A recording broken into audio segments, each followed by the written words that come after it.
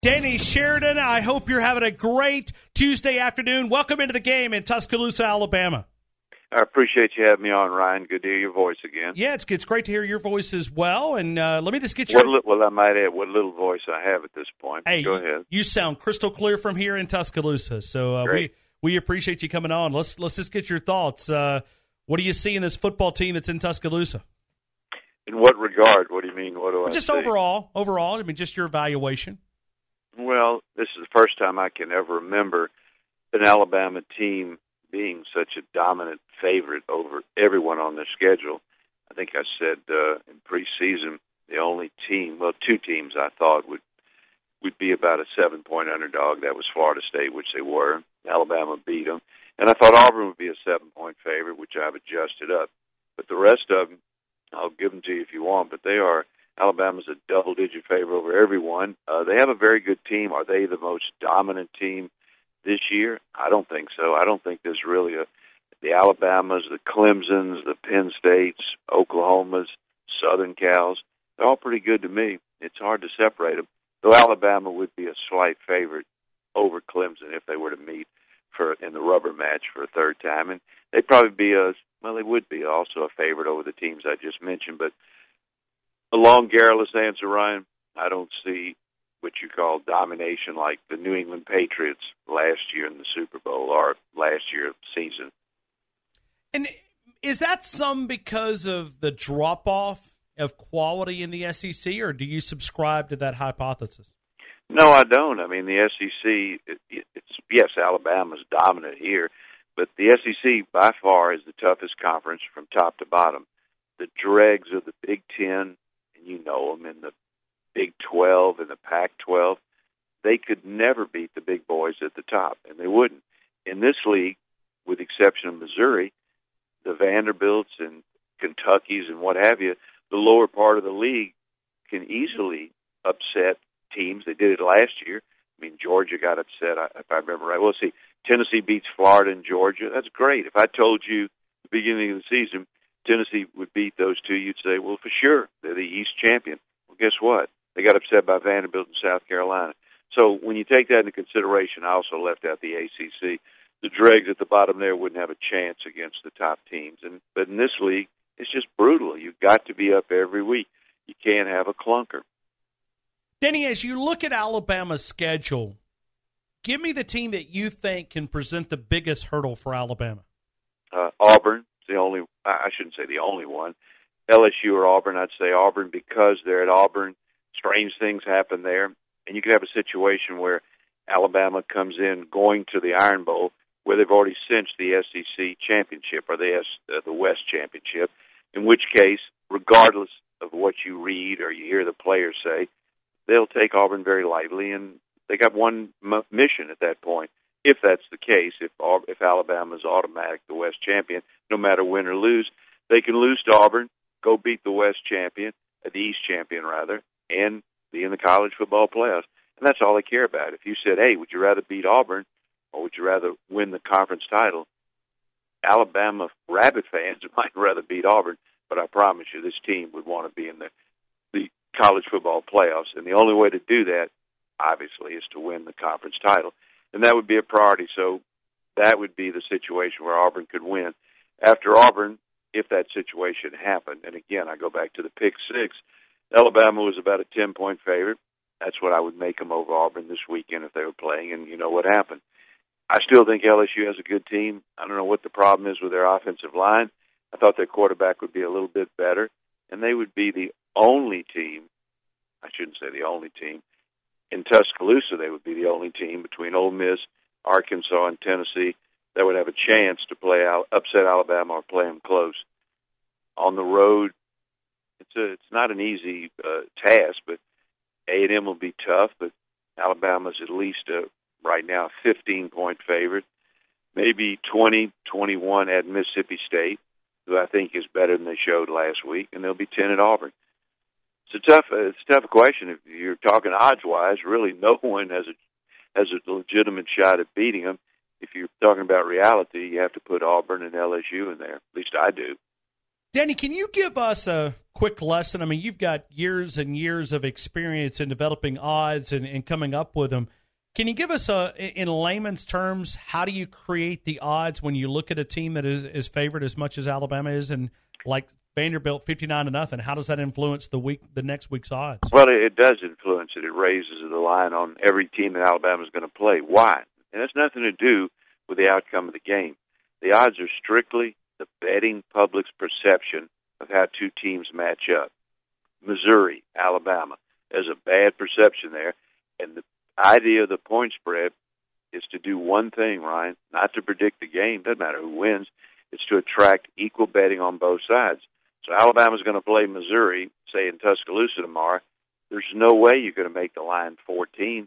But if you make it maybe 35, 37, then you would get equal betting on both sides. You might have to make it 40 the way Missouri's playing. But that's all the line is. Again, it's the betting public's perception and your perception of how two teams match up, whether it's Alabama or whomever, and it's designed to get equal betting on both sides. When you have $7 billion bet illegally every weekend in this country, you better have a line that brings equal betting on both sides. And by the way, we're also number one in another category, Alabama. We're the number one the number one state in illegal sports betting per capita. Mississippi would be number 2. Wow. Okay. I mean, you're throwing a lot of people bet. If you don't think they were betting when I was in Tuscaloosa in the 70s, and if you don't think they're betting today in Birmingham, Mobile, throughout the state, per capita, we are by far the largest betting state in the country, illegal sports betting state on football.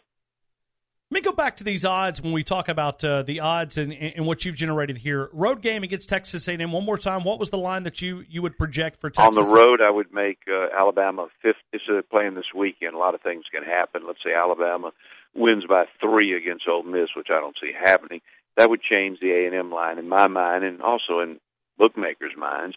Alabama would be a 15-point favorite this weekend over A&M, about 20 or 21 over Mississippi State. That might come down a little. 10 over Auburn. At home, I've never seen this. Ole Miss, well, I said it earlier, 28. I think they're 27.5 or 28. Arkansas, at least 28-point favorite. Tennessee, a whopping 24. And LSU, when's the last time Alabama was 14 over LSU at any point? I don't remember. Maybe they were. Danny, have you ever seen this many hot seats in the SEC or what we call hot seats with so many coaches pretty much just surviving, I guess, week by week? No, that's a good point. It's an arms race, and I said a few years ago, and I'm sure you agree, that the loser, the guy that finishes 7th in the SEC West, that guy's going to make over $4 million. That's a pretty good job, Ryan, for finishing last in the West every year. It doesn't matter who you are. And obviously, some of them make more than $4 million. But no, it's a good point. Fans demand, it's partly because of Nick Saban and success at Alabama, but fans demand more. You pay this guy at Arkansas, he's gotten $20 million, and they're an average team. Butch Jones, I think, is a good coach and a good recruiter. Tennessee fans are tired of getting whacked by Alabama. How many? 9 straight, 10 straight? Hell, I've lost count. Maybe 11, I don't know. And Florida, they stopped the streak against Florida last year, but it's back again.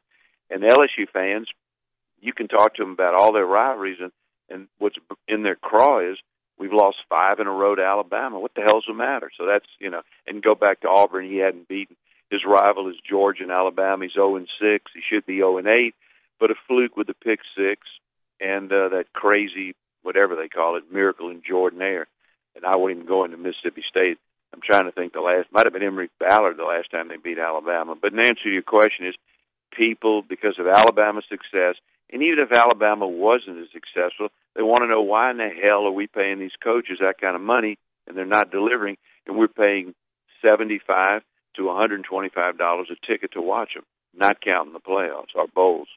Danny, you've been around and you've covered the game for a long time, and from your perspective, is this the greatest dynasty you've ever witnessed? Well, I witnessed Coach Bryant. If Coach Saban wins another national championship, well, you know what? Even if he doesn't, I would say yes, because I give to me, there are three things that are very important, and you would agree with them. You got to be a good recruiter. He's a tireless recruiter. His wife is right in there with him. She does a hell of a job, I've been told. I don't know her personally. So you got recruiting. He gets an A for that. Now you have coaching. That's not so easy when you have all these babies, these little 18, 19, and that's not a knock at them. Hell, I was out of my mind when I was 18 or 19. You might think I'm out of my mind today, Ryan. I don't know. But at 18 or 19 or 20, I look back at some of the things I did. So coaching, to keep those kids motivated, not to read all that crap in the media about you're the greatest thing since sliced bread.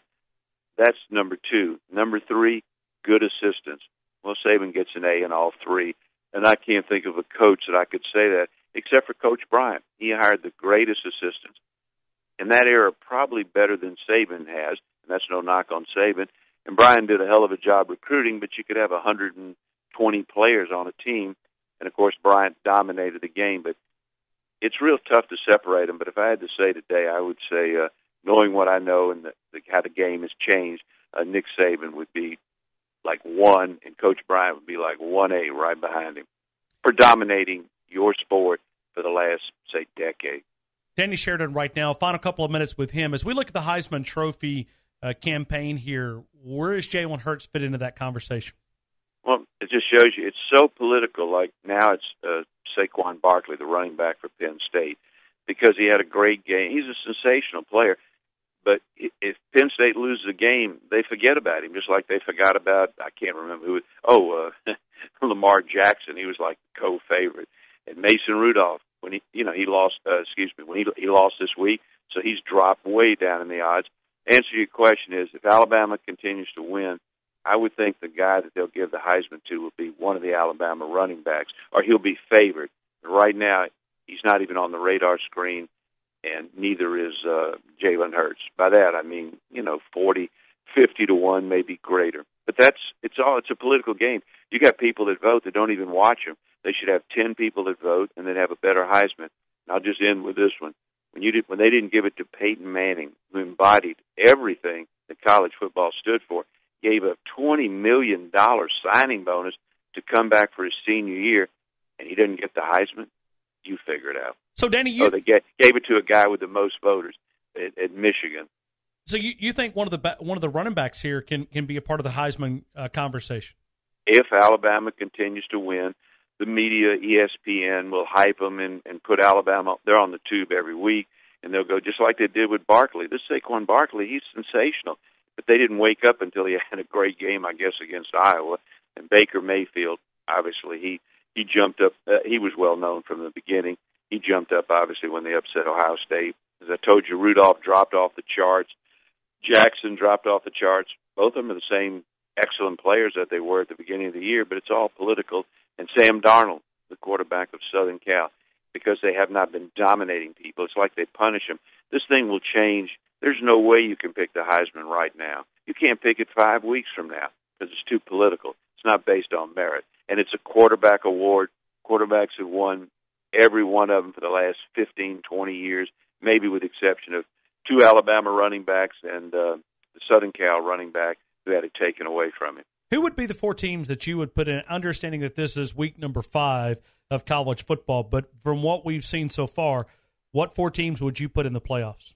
Well, I'd say that I don't like to switch because I don't think that's right. The teams I picked this preseason on your Buddy Feinbaum show were Penn State, Alabama, Clemson, not Florida State, but Clemson, and Southern Cal. Southern Cal probably is my shakiest pick right now. And I know Penn State's going to be an underdog at Ohio State, but I think they're the best team and they got to play Michigan, but I think they're the best team. I would stay with those 4. I've gotten very lucky so far with those 4 choices. I just think Clemson, they hadn't played. Of course, Florida State lost their quarterback, but it didn't matter to me. This guy Sweeney he's laid a hell of a foundation. They're a sensational program. They reload. But you want to say he's the next Nick Saban? No, he's not the next Nick Saban because no one is. Wow. That gives us a lot of room for conversation that 4 o'clock hour, because if Nick Saban retired tomorrow or at the end of the year or 3 years from now, I believe that'd be the first phone call that I would make. Would it be your first phone call? No, I didn't say that it wouldn't. I would definitely hire Dabo, but it's taken him, you got to look at resources and the 3 things I mentioned to you. It's taken him I don't say 8 or 9 years. I can't remember how long he's been there. He's done a wonderful job with what he has, and he's made Clemson into a powerhouse. Saban took the dregs of Baby Shula, and it took him about, I guess, he won a championship in his third year, a national championship. Ask Saban off the record how much fun it was to coach that first year with I think I could have made the team the first year. That's probably an exaggeration, but you get the point. Saban did it from the get-go. Dabo has taken a while, and the person that succeeds him, a lot of people would say, I wouldn't want to be him. Hell, I'd love to be him. Ask Les Miles about succeeding him, and that's another thing. I think Les Miles can outcoach 80% of the coaches in the conference right now. I really don't understand that, but hey, I'm not an athletic director. Hey, Danny, I know I went over a couple of minutes. I greatly appreciate your time. I'll invite people to connect with you for one on the Twitter account, Danny Sheridan 1. You can find him there, DannySheridan.com. Certainly a handicapper, sports analyst for USA Today. How long have you been doing it, Danny? What's a year number here? Because you've been in a long time. Well, I've been doing it since I was 13, but, as far as being paid professionally, I would say I have to think for about 30, a little over 35 years. And let me say this, Ryan, it beats working for a living. Hey, no doubt. When I punch the clock at 2 o'clock, it's not too bad of a way to make a living. I appreciate it, and I've enjoyed the conversation. Thank you again, Danny. Thank you for having me on, Ryan.